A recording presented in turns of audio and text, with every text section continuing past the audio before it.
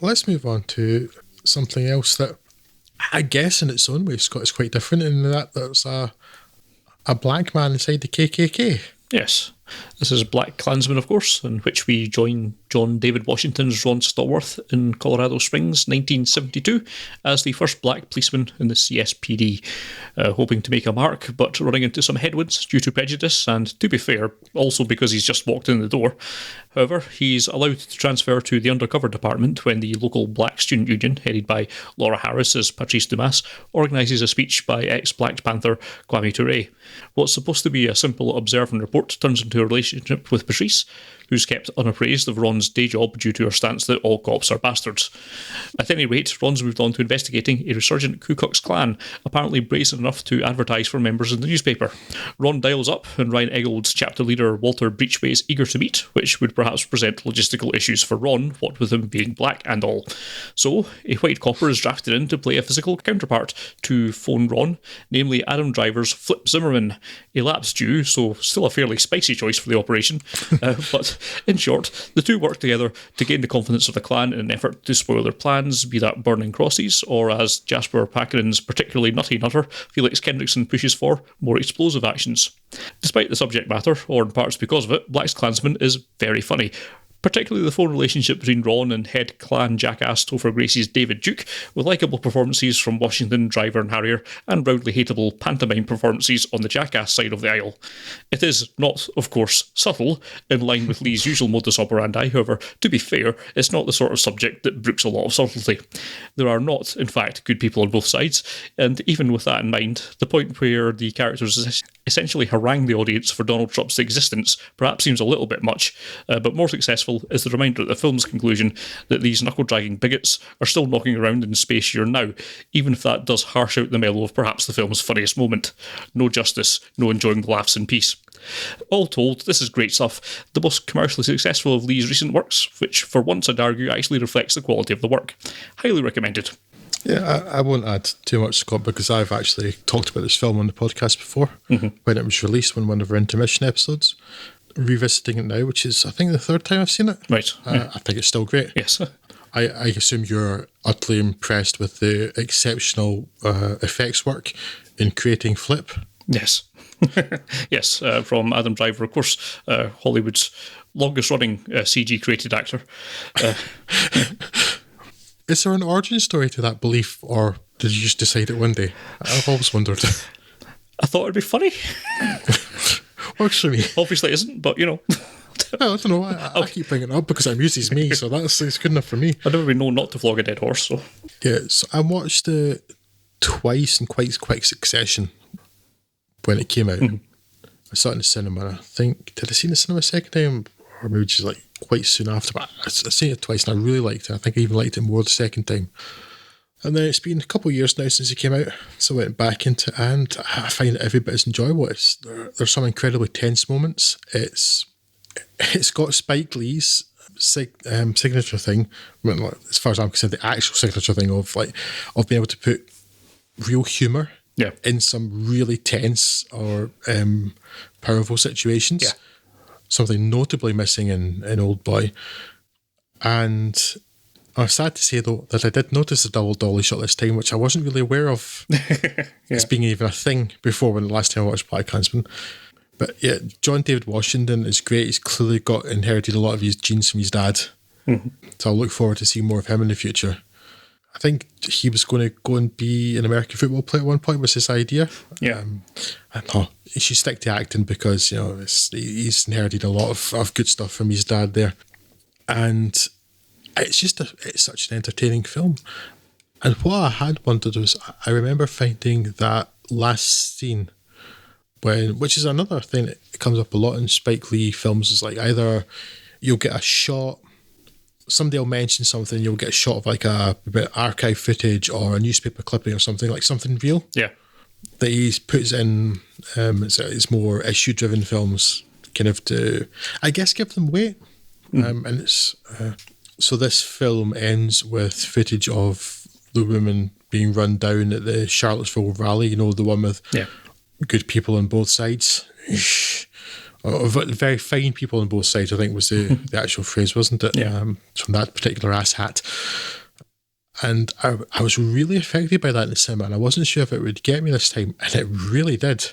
I mean, honestly, even like standalone, it should be such a horrendous thing, but following what had come before it, it's powerful stuff. And again, as we were particularly saying in our last episode, is a lot of these things, they're still timely. Yeah.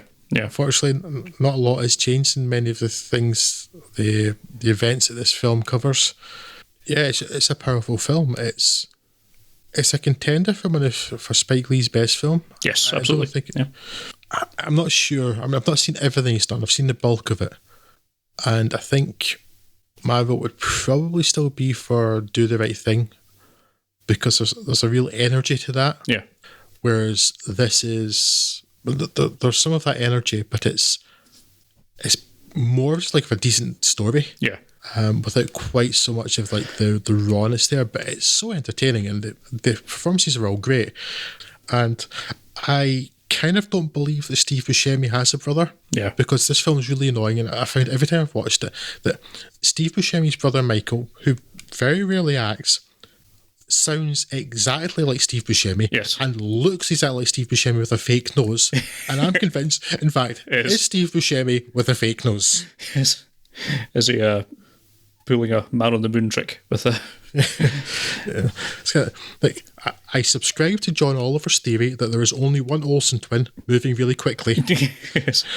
And my own theory I add in a similar vein is that Michael Buscemi is in fact Steve Buscemi with a fake nose. Possibly for some sort of tax dodge. Doing this, and I'm instructed by my darling wife to tell me that her one issue with this film was that Nicholas Turturro plays a guy who's like the Klan's bomb expert contact, and he looks too Hispanic to be associating with the Klan. Also, Nicholas Turturro is Italian American. Yes, and but also has a similar problem as with Michael Buscemi, and again, just looks an awful lot like John Turturro. I think what I appreciate most about BlackKklansman is that if you wind back to the first part of this, we were loudly praising a lot of Spike Lee's character work, and maybe not his narrative stuff. And the one thing that might be an argument for BlackKklansman edging out Do the Right Thing is it is both as narrative and character and humour as well. I think I probably agree with you ultimately that the Do the Right Thing has more energy and drive to it, but I think this is a very strong contender for being alongside it.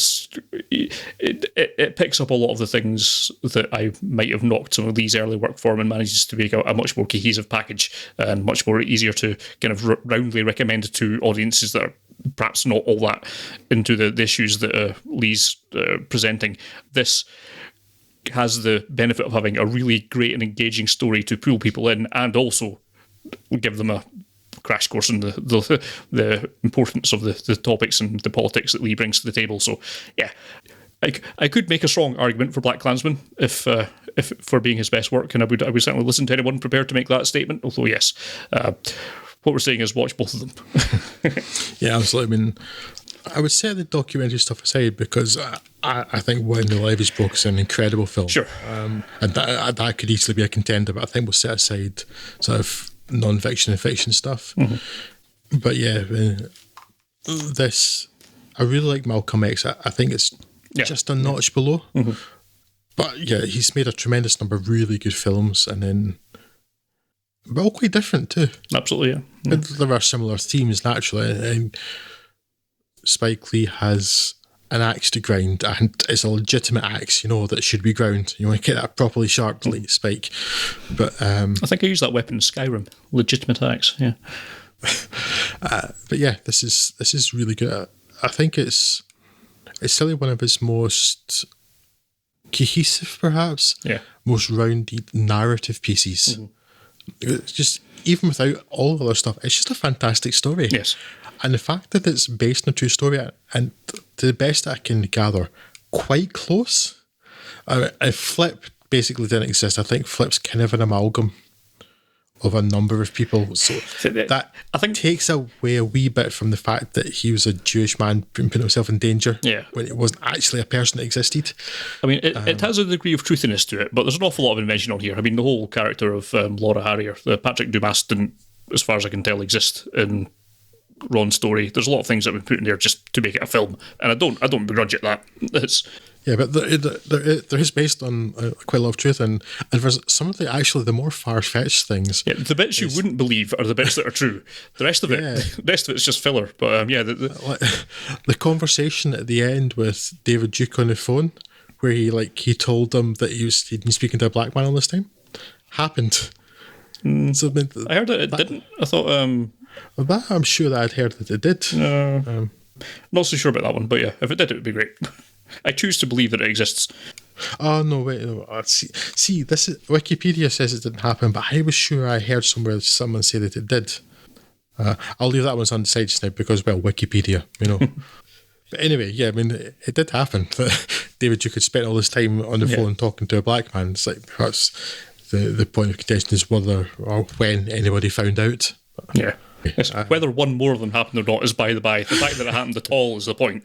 Yeah. Yeah. Very compelling film. Very rounded.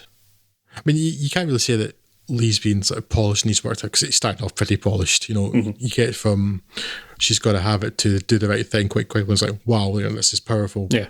Accomplished filmmaking by just his third film. Really accomplished it. The fact somebody producing something as accomplished as, say, Boys in the Hood, John Singleton is his first film, that's not all that common. Yeah. So, but to do it by your third film and then to have that cue afterwards, yes, it's quite impressive. But it's not a culmination of anything. It's more just like, that guy that was really good at making films for the last 2 decades. Turns out, still got it. Yeah, turns out, still good at making films.